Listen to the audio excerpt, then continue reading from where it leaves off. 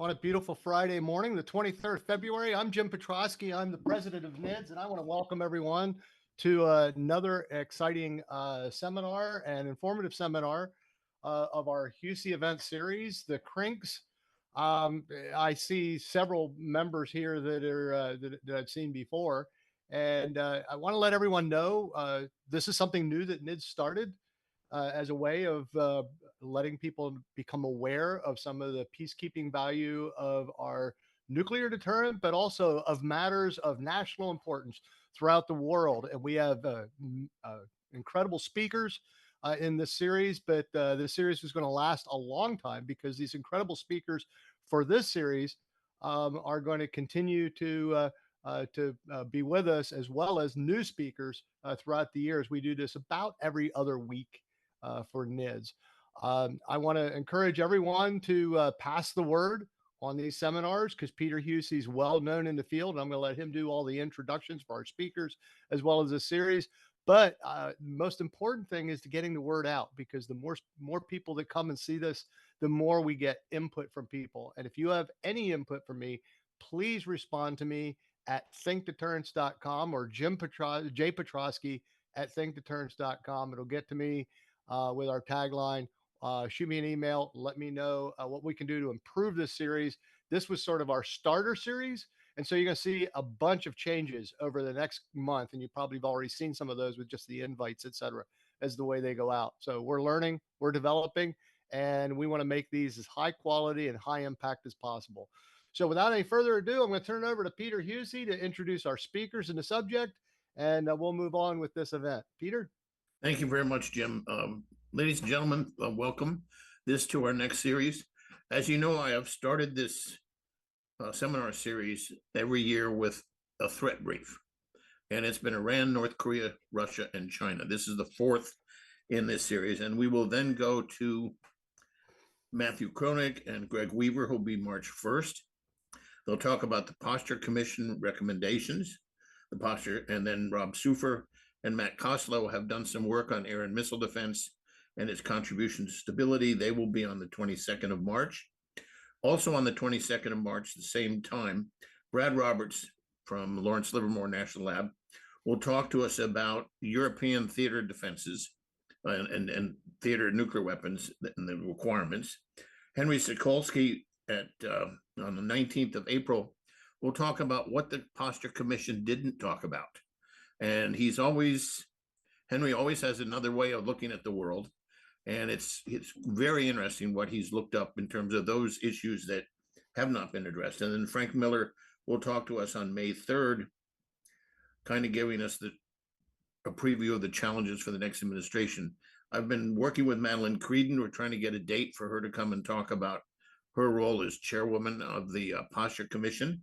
And shortly thereafter, sometime April and May, we will begin to listen and hear from all our military commanders, Navy and Air Force, with respect to the military nuclear commands, whether it's Global Strike or whether it's Crane, Indiana, or whether it's we hope to have a squadron leaders of all three Minuteman bases also speak together on a panel. Our vice president, Matt, had sent out a note to everybody. I urge you to talk to Jim and talk to Adam about writing for the Global Security Review.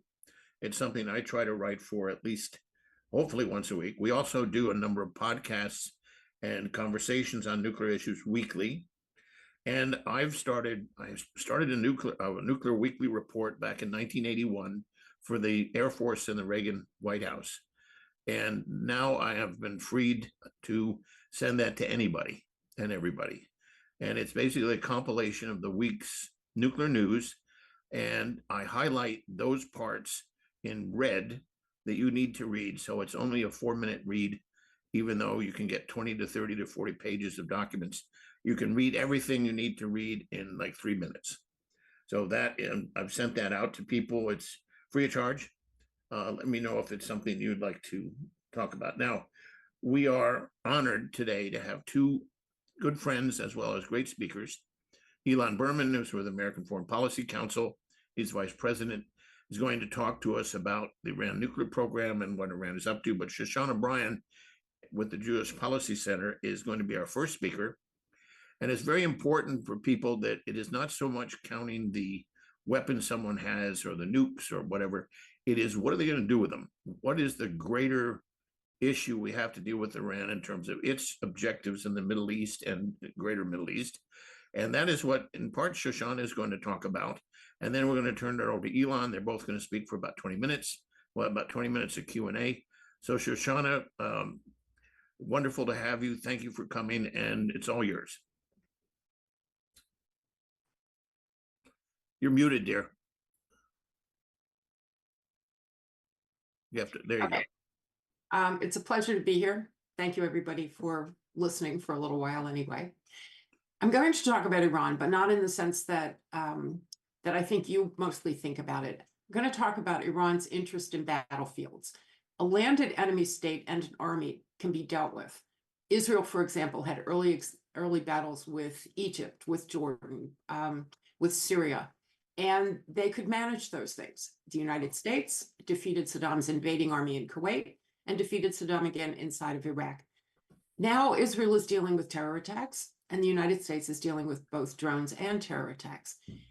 Iran is not interested in battlefields. It doesn't see itself as a landed battlefield state, at least not since the Iran-Iraq war, which was really devastating for the Iranian military and the Iranian people.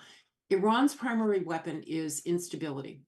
It declared real and operational war against the United States at the onset of the Islamic Republic in 1979. Took over the US Embassy in 79, the Marine barracks bombing in 1983, the attacks on American troops in Iraq, the plots against the Saudi ambassador in Washington and the Israeli embassy in Washington in 2011, the capture of American naval personnel in 2016, attacks by Iranian-sponsored militias that began in Iraq and Syria and continue to this day, and the continuing harassment of US ships and other people's ships in the Persian Gulf, the Bab el-Mandeb Straits, and the Red Sea. Iran has killed Americans, and it threatens to kill more Americans. There is no battlefield. The late and unlamented Qasem Soleimani was head of the Iranian militias that killed more than 600 American troops in Iraq and maimed thousands of others, including many, many cases of traumatic brain injury through the use of IEDs. He armed and trained the Kataib Hezbollah militia, which is responsible to this day for attacks on Americans. Now, there were people who said when Soleimani was knocked off, some people just said, yippee, way to go, right? Other people condemned it, and other people beyond them feared Iranian retaliation. The last people were right. We have faced retaliation, but not battlefield retaliation, and Iran is not prepared for that. With only a few actual soldiers and weapons, Iran created what we know as the Shiite Crescent. It's anchored by Iran, and it ends at the Mediterranean Sea. It provides Iran not only with access to Israel, but it spreads across the northern border of two key Sunni adversaries of Tehran. First of all, pro-American Jordan. The king of Jordan is a direct descendant of the Prophet Muhammad, and therefore is an enemy to Shiite Islam. And it goes across the top of Saudi Arabia, a Sunni country that controls Mecca and Medina. It also splits Sunni Turkey from the other Sunni Middle East states. So without an occupying army, it has created instability in the northern part of the Middle East. The Crescent is a single battlefield. Iraq is not a functional country. Syria is not a functional country. Lebanon is not a functional country, but all three serve as jumping off points for Iranian weaponry, Iranian attacks on Israel, Iranian attacks on the United States, and weapons depots. Now, that's the top side. Maybe I should have brought a map, but I think you know what it looks like. But look at the underside, and the underside is what has been long neglected and is just now beginning to become of interest to the United States, given our position in the Red Sea. But we're way late. The underside of the Shiite Crescent encircles the Gulf states and Saudi Arabia. It's got a base in Yemen. It's got a Houthi proxy at the bottom of the Red Sea that threatens the Bab el-Mandeb Straits and the Red Sea, which is the exit for Israel, Jordan, and Egypt and Saudi Arabia, among others, to the Indian Ocean. So you bottle up not only your Israel enemy, but your Sunni enemies by controlling the southern part of the Red Sea. So when it first came into office, this is how we didn't understand what was going on. The Biden administration talked about wanting to stop the Saudi war in Yemen. Now we've learned it's not the Saudi war in Yemen. It's the Iranian proxy war against Saudi Arabia using the Houthi proxy in the Red Sea. Not only Middle East, but the Red Sea borders Africa. So if Iran can sail up the Red Sea, or its proxies can sail up the Red Sea, you have to look at Africa. Sunni jihadists in the rural, poor, corrupt, and vulnerable states of the second tier of Africa, which is Sudan, Chad, Niger, and Mali, have all been armed by Iran. ISIS is armed by Iran. Boko Haram is armed by Iran. And what that did was create instability in the second tier of Africa, created hundreds of thousands of migrants that moved north to the top tier of Africa. And the top tier is Libya, Tunisia, Egypt, Morocco, and Algeria, all of whom are Sunni countries, all of whom were members of NATO's Mediterranean Dialogue, which was a mechanism for keeping the Mediterranean Sea safe and secure for shipping. Libya dropped out of the Mediterranean Dialogue after the United States toppled the regime of Muammar Gaddafi. So this opens a hole in North Africa, and the migrants from the second tier go up to the north, and they hit the Mediterranean, and they move to Europe, and they have now become a problem for the European countries. The Mediterranean Sea is much less safe, and Iran therefore has shaken the second tier, the northern tier, the sea, and the southern tier of NATO, without troops, without weapons, without a battlefield. The US response to this was sanctions. Sanctions are an important thing, but sanctions don't win wars. Sanctions, if they're done right, cause governments to make choices among things that they want and things that they cannot afford. Let's say revolution in agriculture, between weapons and water and sewer systems, between Palestinian jihadists and schools. That's what Iran faced in 2012. The early sanctions on Iran were what forced it into the Iran deal negotiations. However, after the Iran deal was done, the Obama administration collapsed.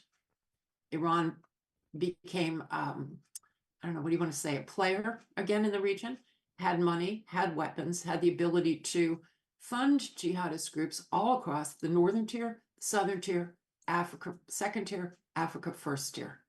The Trump administration restored the sanctions. It was a good thing. Iran's foreign currency reserves dropped to about $12 billion, which I have to say sounds like a lot to me, but in terms of national things, it's not a lot of money. The Biden administration removed the sanctions, allowed Iran to recoup its money, allowed Iran to go back into the funding and arming of jihadist groups, and we are now paying the price. I think we've only begun to figure this out. So here we are today with instability everywhere, starting in Iran all the way out to close to the Atlantic Ocean.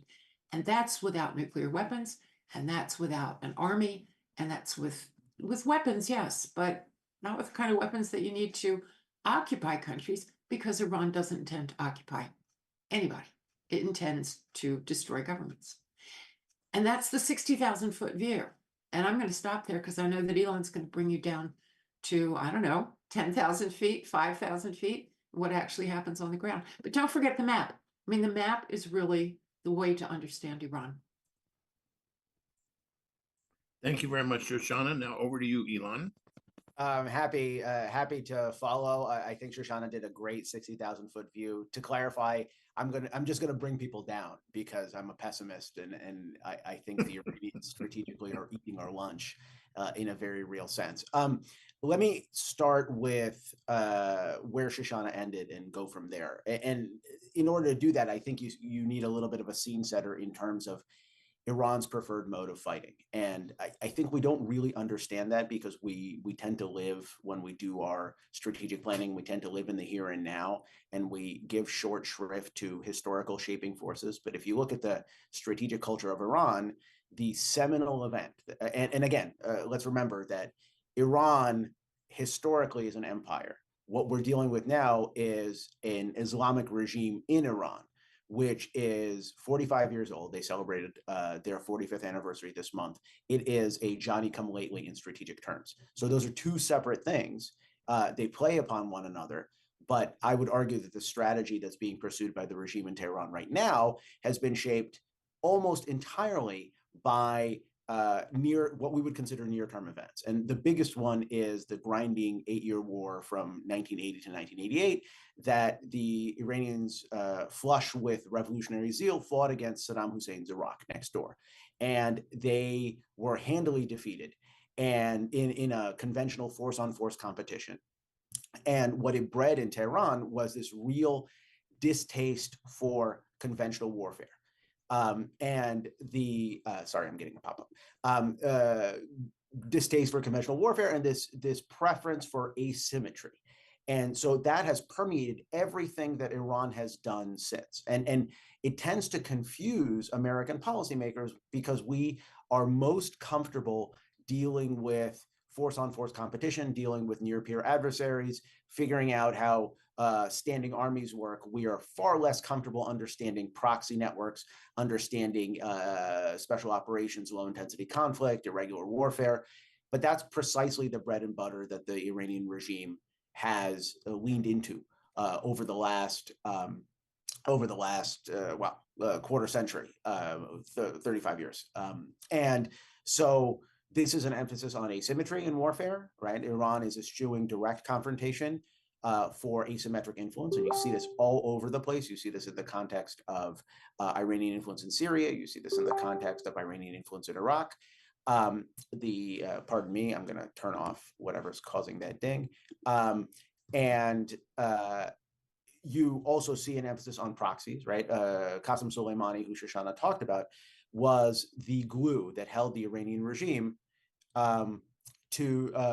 together with all these disparate groups, both Sunni and Shiite, right? Hezbollah in Lebanon is a powerful Shiite militia. It is born of the revolutionary zeal of Khomeini's Islamic Revolution.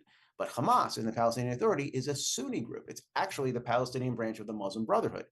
And so this is a very cross-sectarian sort of alignment. It's very practical because Iran is using these proxies not just to advance its ideological agenda, but to destabilize and to reduce the security of adversaries that it sees broadly, right? And this includes the little Satan, Israel, and includes the great Satan, the United States. And you also, with that as a backdrop, let me focus on just the last 6 months or so, because I think we're really in a seminal moment for the Iranian regime.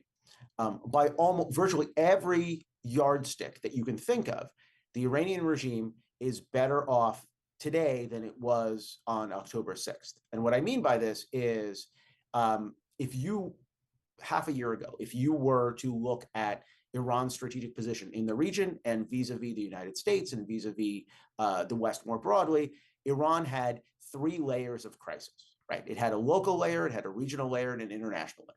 The local layer was all about the human terrain within Iran. Iran is a country of 87.5 million people. 2/3 of Iranians are 36 or younger, which means they weren't alive or they weren't politically aware when the revolution happened, when the Ayatollah Khomeini stepped off the plane from exile in Tehran in February of 1979. And so this cohort focuses much more on the local. They focus on the fact that the Iranian regime has this sustained failure to thrive economically. Per capita, Iranians today in Iran are 1/3 poorer than their counterparts in 1979, right? Which is a really stunning condemnation of economic policies in the Islamic Republic writ large.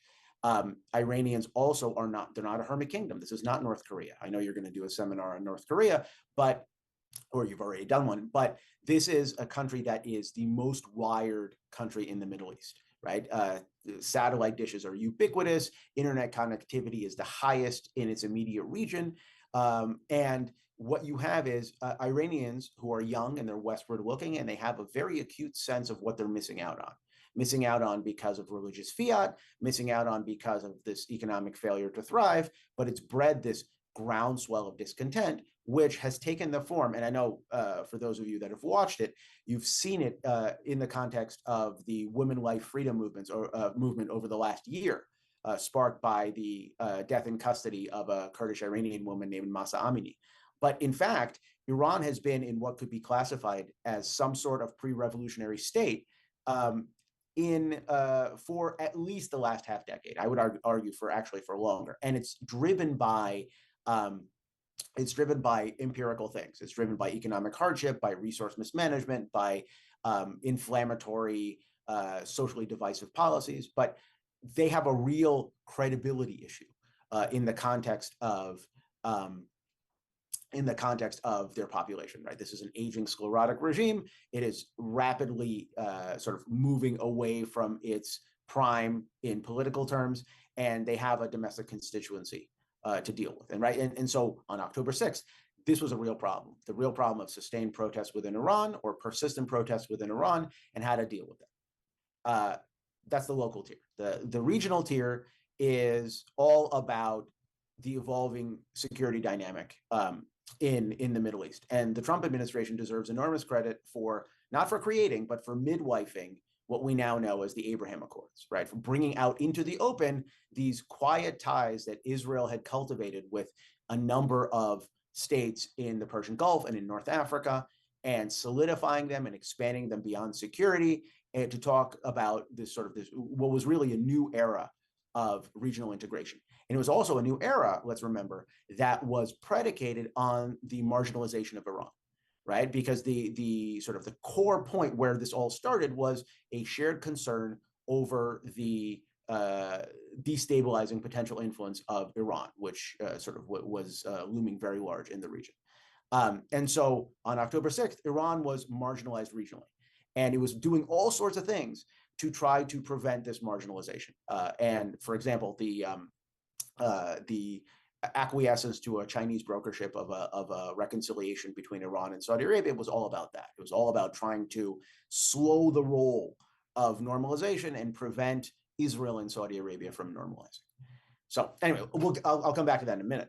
But that's the second tier, the regional tier. The third tier is the international tier. And here, it's all about the Iranian nuclear program. It's all about this increasingly mature, stubborn, regime-fueled effort to cross the nuclear threshold. And by the way, despite what Iranian clerics have argued, cross the nuclear threshold, not just to become a nuclear power, but to become a nuclear weapons state, right? It's very, very clear that the type of investments that Iran is making, it's making not in civilian nuclear power. We crossed that threshold a long time ago in terms of enrichment. What we're actually talking about now is Iran weaponizing, miniaturizing, building a sustainable nuclear weapons capability. And here, I know all of us are sort of, watching what reports from groups like ISIS, the good ISIS, not the bad ISIS, but ISIS and the Wisconsin Project. And it's useful, I think, up to a point, but I think we have to remember that what Iran is going for is not a unitary nuclear device, right? A unitary nuclear device, if it's used, makes Iran a non-nuclear state. What we're actually talking about is an Iran that has a nuclear weapons program that's robust enough to have a sustainable second strike capability. And if it has that, that's when the region really begins to shift. And actually, the region is already shifting in preparation of that sort of dynamic. And in the context of the Iranian nuclear program, we're only talking really about two countries. We're talking about the United States, which has the capability to deal a lasting blow to Iranian nuclearization. But successive administrations, Republicans and Democrats, have proven that we don't have the political will to actually do that, right? At every turn, and we can sort of, going back, 4 administrations, 5 administrations, we have eschewed the option of militarily reaching out and touching the Iranian nuclear program in a meaningful way. And the other player is Israel, which very much has the desire to reach out and touch the Iranian nuclear program in a meaningful way. But what it lacks is the capability. And that's why the Israelis never talk about Iranian denuclearization. They talk about delay of the Iranian nuclear program, which they hope will be decisive, based on the historical examples of previous Israeli-initiated denuclearizations in Iraq in the early 1980s, in Syria in 2007. But history has a way of intruding, so we would expect the Iraqis and the Syrians to have reconstituted their nuclear program. That actually didn't happen. And it didn't happen because, things like the Arab Spring broke out. And so the Syrians were sort of derailed and, Syrian civil war and things like that. But life has a way of intruding. And so from the Israeli calculus, even a delay, if it happens, is good enough. But a delay may actually last much longer than we would think. But what they lack is the capability. And this is where the conversation becomes so seminal. Sort of the United States providing Israel with the long-range precision strike capabilities to actually reach out and touch the Iranian nuclear program. So this is a very long scene setter, but I want the listeners and the viewers who are watching now and who are going to watch later to understand that all of these circles of crisis for Iran, the local, the regional, and the international, have become immeasurably better in the aftermath of the October 7th campaign of terror that was carried out by Hamas in southern Israel. And you just have to look at the metrics. Right now, nobody is talking about the human rights conditions within Iran, right? This was an issue that was underserved even before October 7th. But right now, the Iranian regime has an open playing field to deal however it wants with its internal opposition without brooking any sort of meaningful response from the international community. So that's a win for the Iranian regime. Regionally, October 7th and the Israeli response and the ongoing military campaign that Israel is waging to root out Hamas in the Gaza Strip has short-circuited, at least temporarily, the Abraham Accords, right? It has derailed, hopefully temporarily, Israeli-Saudi normalization, and it has created a security environment in the region that is much more favorable to Iranian interests. And here, what Iran has been doing even ahead of October 7th really matters. The current Iranian foreign minister, Hossein Amir-Abdollahian, is not nearly as urbane or as polished as his predecessor, Javad Zarif. Javad Zarif used to hang out in Vienna all the time, and he would negotiate. He was the one that negotiated the JCPOA with the Obama administration.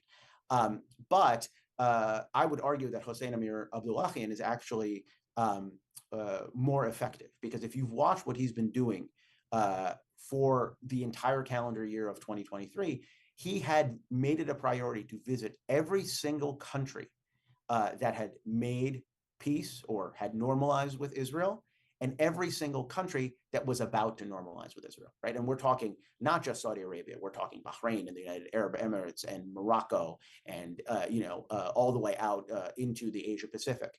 And what he was doing was he was trying to do an end run around the Abraham Accords. He was trying to posit Iran as an alternative.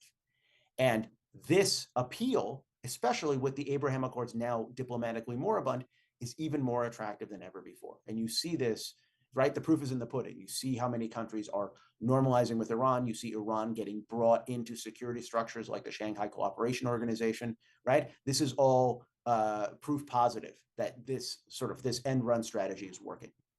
And internationally, if in the context of the Iranian nuclear program, there's only two countries that matter, the United States and Israel. And of late, the Iranian fears have been much more about the latter than the former.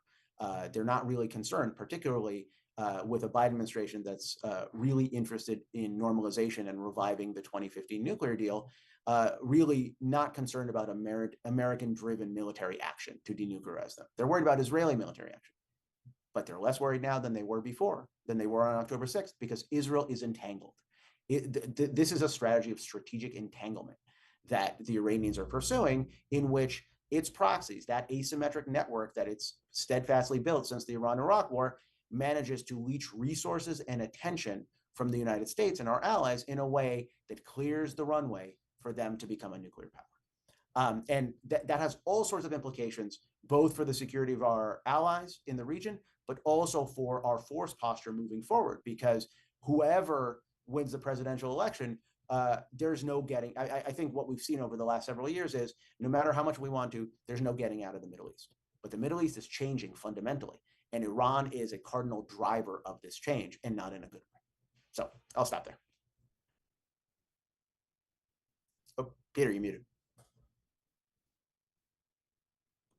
Thank you so much. There were always after listening to you and Shoshana and these briefings that you've done, the clarity is so much better than what you see in the news and the media, because the media chase news and they chase small events. And then when they're finished with that, they go with something else.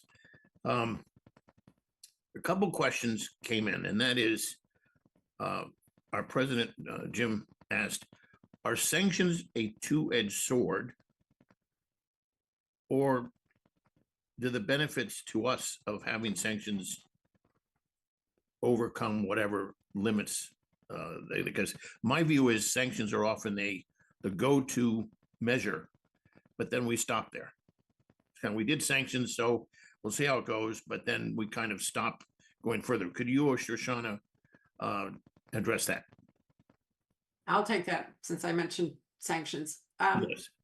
Peter, you're right. We tend to look at sanctions as an end in themselves, and they're not. The sanctions are there to try to influence behavior. If you think that not having sanctions or trading with Iran or any other such country will influence that country's bottom line, the answer is no, it won't. And specifically with Iran, we know Iran will take the benefits of trade, they will fill up their bank accounts, they will spend that money, and they won't do a thing that we want them to do. So there's no point. If you think you're trading to influence them, you are not. So when you take your trade away, yeah, to some extent, China will come in and do some things, and to some extent, other people will come in to do some things. But you saw in the Trump administration, Iran's available foreign currency reserves went from about $121 million to about, sorry, billion. I still think $1 million is a lot of money, so I get confused. But it went down to about between 12 and 14 billion. Right. In the couple of years of the Biden administration, its accessible reserves are over 50, and other reserves are put it back over 100 billion. So that's a lot of money. You can do a lot of stuff with that. So sanctions are good. There's no reason to trade with people who want to kill you. So I have a slightly different view. I think sanctions are absolutely sometimes Shoshana and I disagree. I think sanctions are absolutely useful if we recognize that they're a tactic. The thing that really bothers me is that we have become sanctions enforcers in the sense that we think sanctions are a strategy. Sanctions are a tool to compel countries to make choices they don't want to make, choices between domestic prosperity and a nuclear program, choices between integration into the international community and isolation. And so, we have, and this was, I think, most manifest. It really became the coin of the realm during the Obama administration, where there was this hesitation to commit military forces. So we thought that we could do things. We thought we could sanction Iran out of a nuclear program, or we could sanction Al-Qaeda and then the Islamic State out of viability or whatever it is. We discovered that none of those conditions apply, right?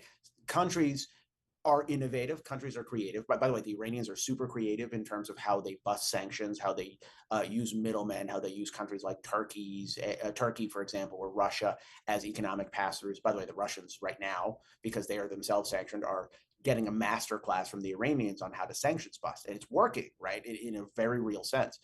The other thing that really bothers me about sanctions is the degree to which they've been politicized in terms of sort of suboptimal foreign policy. And what I mean by this is the Biden administration sends its representatives, like Secretary of State Antony Blinken, up to Capitol Hill right here.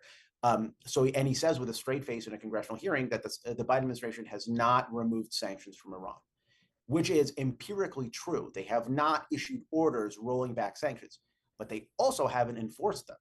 And by not enforcing these sanctions, they have created precisely the economic conditions that Shoshana talked about.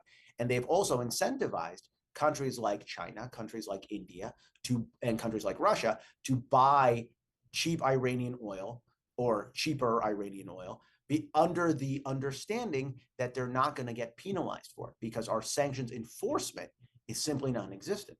And the aggregate result of this is we have a sanctions policy that's robust on paper, but it's really flimsy in practice. And it lulls us into a false sense of security. So it turns out that Ilan and I do not disagree. We do not disagree. I would say the other thing that happens, along with everything that he's just pointed out, is not only do we think that sanctions are themselves a policy, but we tend at this point to rush into sanctions without having partners or sufficient partners or the right partners. Ilan, you talk about Russia and what it's learning about sanctions busting. It doesn't really need to bust the sanctions. A lot of countries simply said, no, we're not sanctioning Russia for oil purchases. We need the oil and we're going to buy it. We don't agree with America. And unless you have a cadre of countries, important countries, relevant countries, agreeing to do the same thing you are choosing to do with your sanctions, they're not going to work anyway. They don't need to learn to sanctions bust. I have a second question that came up during in the chat, and that is, do you have a Middle East policy, or do you have to have dozens of Middle East policies? I want both of you to kind of address that, because the problem comes in that each policy that you do to be consistent with all the others takes an enormous amount of work, because your allies and friends are going to have to agree on whether it's oil policy or whether it's counterterrorism or whether it's sanctions or energy policy. They all have to mesh. And when they don't mesh, you get what we now have in the Middle East, is that we work at cross purposes. We're working at cross purposes with ourselves at the Yes. moment, not necessarily with countries who are our allies. I mean, a reasonable policy for any country is support your friends and be prepared to battle your enemies. The Biden administration is trying to hold down both ends of that at one time. They are rhetorically supportive of Israel. They have said, and they mean, that Hamas is a terrorist organization and that Israel's desire to uproot the military arm of Hamas and kill it is a good thing, and they support that.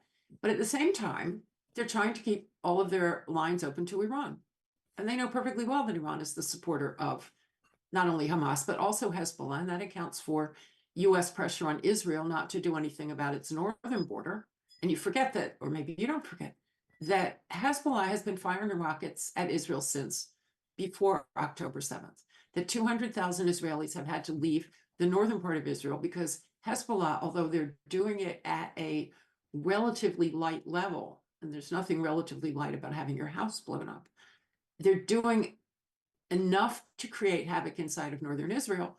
But the US doesn't want Israel to respond to that because that would upset Iran. And that goes to the Iran second strike capability. It goes to Iran's ability to punish Israel if Israel was to attack Iran directly. Hezbollah is the punishing arm. So all of these things are mixed together. And we have an internally inconsistent policy. You can't do anything with that.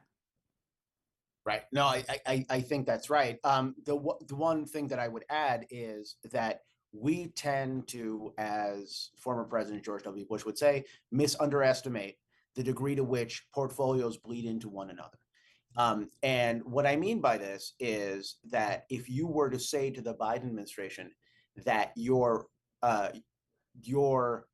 Ukraine policy is at cross purposes with your Iran policy, they would either say that we don't know what you're talking about, or they would object strenuously. And yet, and I heard this myself, I was in the Persian Gulf recently, I heard this myself in conversations with people.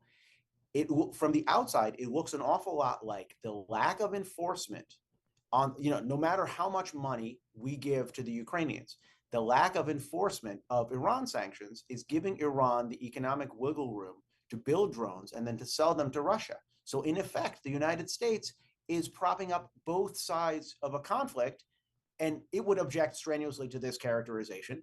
But, there's no question that there are Iranian forward deployed Revolutionary Guardsmen that are training Russian soldiers in the use of drones in the Crimean Peninsula, and the fact that the Iranians are using the Russians are using Iranian drones to bombard Ukrainian population centers. And there has to be at least a little bit of top level recognition that perhaps something that we're doing in one theater is suboptimal and it's bleeding over into the other. And we tend not to focus on those things, but they matter a great deal.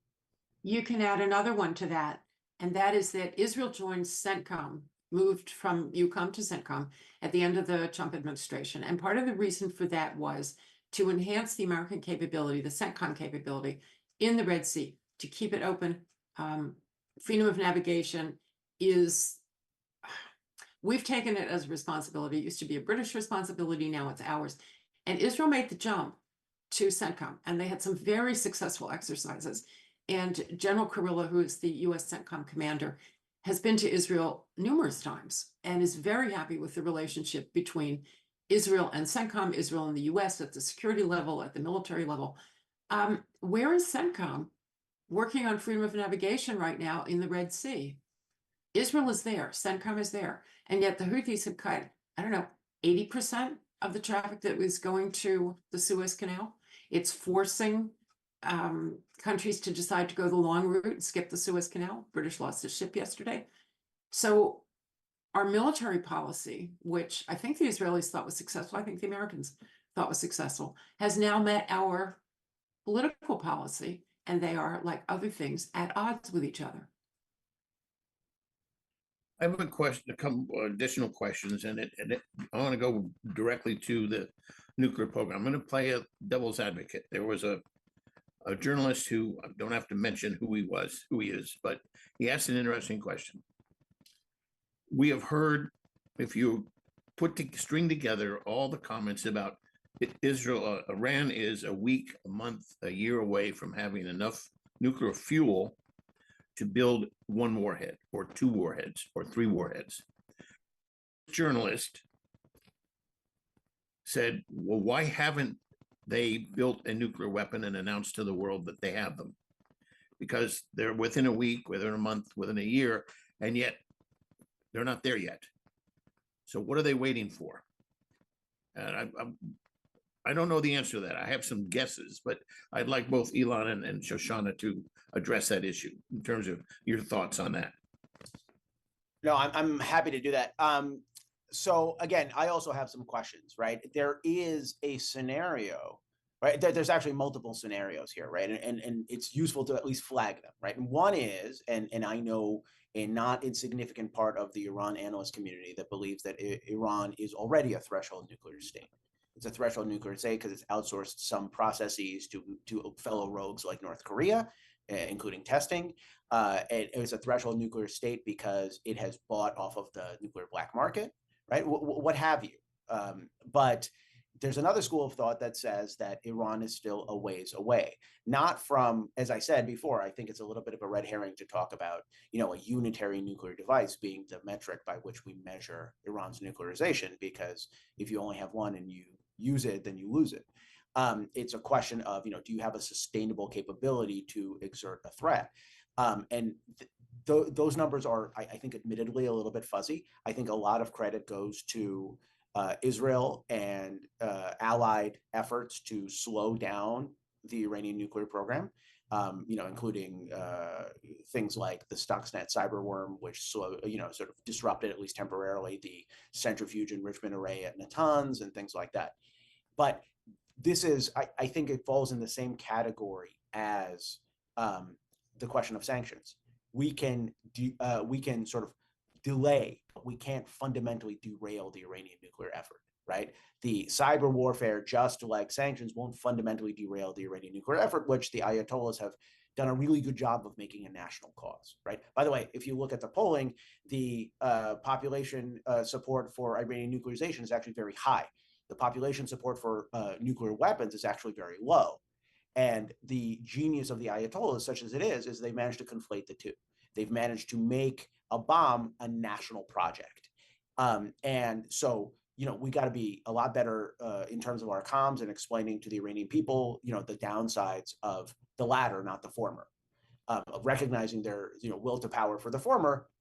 But doing so actually requires us to do something that we haven't done yet, which is to recognize that nuclear weapons, just like sanctions, are a tool. They're a tool. The reason by the way, unlike, I know you're having Henry Sokolsky speak later. Unlike Henry, I don't stay up at night worrying about other countries nuclearizing. I worry about bad countries nuclearizing, right? Because to me, it's zero additional nuclearization is not the issue. The issue is the Iranian regime nuclearizing with this regime in this fashion at this time. Right? So it's actually not a question about the nuclear program. It's a question about the character of the regime that will wield it. right? We don't trust the Iranian regime because it's proven itself to be a provider of regional instability, a generator of regional instability. That's why we're worried about the Iranian nuclear program. And so I think that as Iran gets closer and closer to the threshold, my sense is that, the sort of, we're trying to close the barn door after the horses have bolted in a very real sense.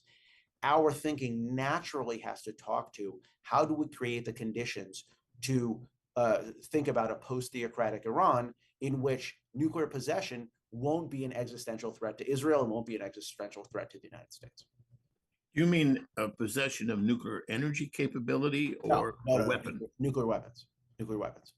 So your view is that they'll go the North Korea route eventually? It's interesting, and sort of not to, my views on this are still evolving, but I spent some time in the fall, before October 7th, in the fall, talking to Israeli national security experts, trying to get a sort of a read on sort of what they think. And I was really struck by the fact that, counter to the debate that's taking place in Washington now, that was taking place in Washington then, Israelis, no matter what their views are of what the policy should be, are pretty convinced that Iran is going to be a nuclear possessor state in the very near future. They also don't, by the way, don't see at least right now, the grassroots momentum to actually overthrow this regime. So their thinking is very much in line with that, which is there are two trains that have left the station. There's the regime change train, there's the nuclear train. The nuclear train is moving much faster, and the plan has to be some measure of slowing down the second and speeding up the first. And that, I think that's a really good way of thinking about it, because ultimately a post-theocratic regime in Iran will still have nuclear aspirations, but those nuclear aspirations are not necessarily diametrically opposed to the Western world order, the way the current regimes are. Okay, but go ahead, Shoshana. And you said something really important, Ilan, as you generally do, but I got a little bit lost here. You said that the Iranian people are in favor of the nuclear program, but they are not in favor of a nuclear bomb. And then you said, so we have to talk to them. We don't talk to them. Here's another place in which United States policy is at odds with itself. If the United States would like to see a peaceful, forward-thinking Iran, you have to talk to the people. You have to help them get rid of their government. You have to encourage them. We have never encouraged them. We have accepted that the Ayatollahs are the government. Worse than that, we have abandoned the people of Iran. I mean, we don't have any ongoing programmatic way to talk to the people of Iran to tell them that we're here for them. We had in the Cold War, it was simpler. We had Radio Free Europe. We had Radio Liberty. We talked to people. We have this thing called Radio Farda, but it plays music. It doesn't talk to the people of Iran. Gives them, folk music. Don't care. So we are again at odds with ourselves. You talk about two trains. We are on one of those trains. We tell ourselves we're going to get rid of Iran's nuclear capability or weapons capability, but we haven't dealt with the second train at all. Let me go back to both Ilan and Shoshana on this, because there is a sense, remember former Chairman Les Aspin of Armed Services and Secretary of Defense, he would tell us, you've told me what beans these people have, i.e. weapons, nuclear stuff. What are they going to do with them? So my question is, if Iran wants nuclear weapons because it will give them greater leverage and political clout and a diplomatic clout in the Middle East, when do they tell us that they have such weapons? Because then what does that trigger? Because if you look at North Korea, once they left the NPT and they have nuclear weapons, we haven't taken them away from them. We haven't denuclearized. In fact, they're building more of them. And so the question is, at what point does Iran go in that direction? It seems to me, it doesn't really have to make an announcement. The North Koreans were very clever, and they said, well, Gaddafi had nuclear capability or was building nuclear capability, and the Americans took him out. Saddam gave up his nuclear capability, and the Americans took him out. Clearly, the thing to do is not get rid of your nuclear capability, because if you do, and by the way, the Ukrainians gave up their nuclear capability, and now the Russians are going to take them out, or at least try. So the thing to do is not to give it up. So they built nuclear weapons, and yes, we're not going to take out Kim Jong-un. It's highly unlikely that we are going to mount a frontal assault on Kim Jong-un. From the Iranian point of view, they don't need to make the announcement. I think the fact that we know that they're making progress, we see some things that they do, they have made it clear that if we attack them, there will be a price to pay. So I think they're fine the way they are. I don't think they need to make an announcement. Sit where you are. Right.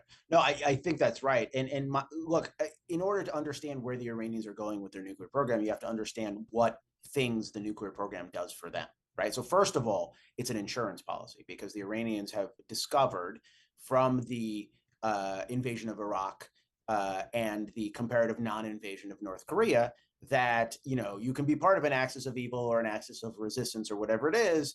You're in a much safer place if you have a latent nuclear program, a nascent nuclear program, because we don't go to war with nuclear states. Generally, we don't go into direct confrontation with nuclear states. So that's the first thing. But remember that it's also an insurance policy for the Iranian regime itself. And here's where the demographics, and here's what Shoshana just talked about, the sort of the human terrain becomes so important. The generational divide within Iran is massive. What you have, so there is, for those of you that follow Iran closely, you'll know this name. Most of you will not. There's a man by the name of Ahmed Janadi, who is currently the chairman at the same time, concurrently, of the Iranian Guardians Council and the Iranian Assembly of Experts, right? Two clerical institutions that overlay their parliament, overlay their decision-making. Ahmed Janadi is 93 years old. What you've seen over the last 18 months has been this departure from the political stage of these ayatollahs that are getting decidedly long in the tooth. And so what you're seeing happening in real time is a generational divide and a generational changeover that's happening within Iran. So the revolution has a real problem. The real problem is that the original revolutionaries are dying off, and they want to figure out a way to lock their regime in amber, because, you know, the younger generation, as I said before, is westward looking, are inclined to promote progress, are disinclined to have this existential ideological conflict with the West. And so the surest way that you can guarantee that you have free reign to repress those people and to buttress your own regime is by having a capability that deters the outside world from saying anything about it if you do that. And that's what the regime is going for in the context of domestic insurance. But then there's also what Shoshana talked about, which is regional hegemony. There's a book by that was written in the 1990s by Graham Fuller, who was a political scientist at Rand at the time. I have differences with Graham on other things, but this book, I think, really encapsulated. It was called Center of the Universe, right? I forget what the subtitle is, but basically it was this exegesis on how Iran sees itself as a there I am. Okay, my camera turned off for a second. How Iran sees itself as the geopolitical center of the Middle East because of its imperial history, and it is a great power in a region of lesser powers around which regional geopolitics naturally need to revolve. Having a nuclear program is the surest, quickest, most guaranteed way to assuming that mantle that they believe that they deserve and they should rightfully have. So the Iranian nuclear program is not a dispensable thing. I remember I've been kicking around Washington long enough to remember when we thought that the North Korean nuclear program was a bargaining chip and we could talk the North Koreans out of their nuclear program. That didn't happen. And it's not going to happen with the Iranians either, which is why as Iran's nuclear program becomes increasingly mature, we have to focus on the more and more on the finger on the trigger. Could you elaborate a little bit? Finger on the trigger. What do you mean by that? Well, so here again, right, to bring a historical analogy, if you look at nuclearizations that have happened historically, when the United States nuclearized, the Soviet Union nuclearized, and China followed, like 12 years later, as soon as it was able to do so. When the Indians and the Pakistanis nuclearized, they nuclearized almost simultaneously, right, because of the geostrategic rivalry. When Iran this was already a decade ago now, when Iran was revealed to have made substantial progress on its nuclear program, right? Because its nuclear program broke out into the open 20 years ago. So we've been sort of grappling with this genie ever since. But it has set off a cascade of proliferation in the Middle East, right? All of those dynamics, the dyads and the triads, and this multiple proliferation cascade that you're seeing in the Middle East, is driven by regime character. Mainly, not to put too fine a point on it, the regional neighbors are really nervous about this regime, because of what it stands for, what it does, getting its hand on this destructive technology. So to me, the finger on the trigger, it's all about the current regime, how stable it is, working with the Iranian people, looking for a future in which there's a regime in Tehran that doesn't see itself as in an ideological contest with the West, in which nuclear weapons serve a strategic purpose. Interesting. We're a couple minutes away from the 11 o'clock hour. I want to turn it back to our president, Jim Petrosky, and see if he has any additional questions or messages for people.